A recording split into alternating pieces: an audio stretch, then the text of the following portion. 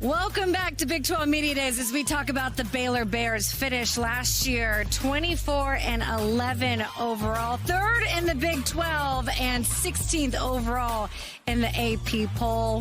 One thing never changes down in Waco, and that's the head coach. Scott Drew joining us now. So glad to have you up here. Happy 29th birthday. Appreciate you. Thank you very much. We appreciate you joining it with us.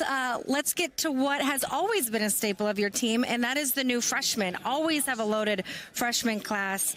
Let's go through some of them and some of the fresh faces we can expect to see on your court. Well, Fran really taught me well when I got to Baylor. He said the better players, the better coach. So get a bunch of good freshmen every year. I'm listening. You listen. Yeah, so VJ Edgecombe is somebody that, coaches, we spend so much time on practice and on the court, and there's nothing better than when you have a player every day that can give you a Sports Center top 10 highlight. It really makes practice fun. But VJ, great attitude, great young man, very, very talented. There's a reason top 5 on a lot of the draft boards. Nothing that he can't do, and just adjusting to Big 12 play, college play, pace, speed, length. Rob Wright, arguably the best point guard in the country last year out of Mount Verde. They didn't lose a game.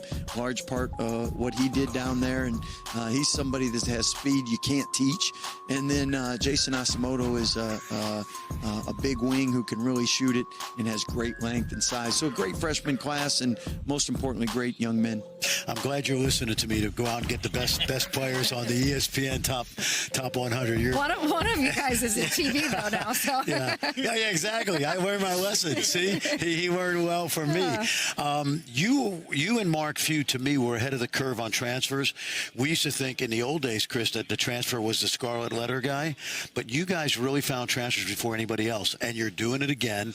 Tell us how Jeremy and Norchad are doing. Yeah, it's a little different because when we did it back in the day, they would sit out a year. So yes. It was great. You had a year to indoctrinate and have them in the lab working on their game, and then all of a sudden there's great improvement, and people were like, man, you did a great job developing. Now, they really did all the work, but now you have to have players that when they transfer, it really helps if they come from great programs and really well coached. And I mean, Jeremy Roach, been to a Final Four, coached by Coach K, coached by Coach Shire, great program we all know. And then Coach Larinaga did a great job with Norchad at Miami. They went to a Final Four, and both those guys are a blessing to have and fit our culture, Joy, at Baylor. A guy that's been on your team for a while, but we haven't seen play very much just because of injuries, is Langston Love. What do we expect from him this year? Hopefully a healthy Langston Love. I tell you, ACL injury, eye injury, ankle surgery, but he's kept a great attitude. He's kept a great work ethic, and so much respect for him and Adam Ration for what he's gone through. Okay, you turned down 2 blue blood programs this summer. Everybody knows that, Louisville and Kentucky. You stayed at Baylor. It's 22 years.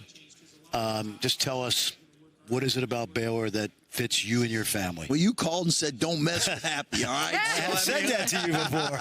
I have said that to you before. Really blessed at Baylor University from the standpoint we've had 2 athletic directors, and Ian McCaw and Mac Rhodes. And, if you love the people you work for, and some great presidents, and the board has been really consistent. And at the end of the day, believe in preparing champions for life. It's spiritual, academic, character formation, as well as athletic. And we have a Baylor family down there, a culture of joy. Opening night in the NBA last night. Tonight, we got more than 10 guys hopefully going to be wearing NBA uniforms this year. So a lot of great things happening in Waco.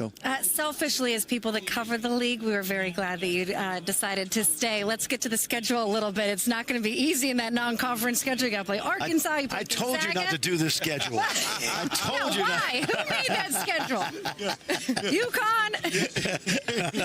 Well, you got to get ready for the Big 12, right? So there's nothing that can get you more ready than playing a 6th-ranked team, Gonzaga, 2-time defending champ, UConn, and then you got St. John's with Rick Pitino and Rick Barnes. Oh, my goodness Listen, gracious. to go along with come the tough on, let's schedule, go. we might as well So we celebrate now. got a birthday cake. Happy birthday, Thank you Coach so Drew. much.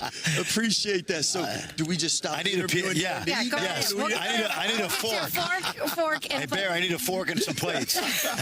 Listen, we really do appreciate you joining us on your birthday. Hopefully, when you get home later tonight, you can actually go celebrate with some good food down there at Waco. It's been really impressive what you've been able to do over the last 22 seasons. Well, thank you, and thank you for the coverage. And again, going in the season, 5 of the top 10s from the Big 12, historic, never happened before. Each and every night, you got to be watching the Big 12. And sorry for that graphic mistake. You're not 54. Oh, yeah, 54. You're That's wrong. We're 44. going to change that.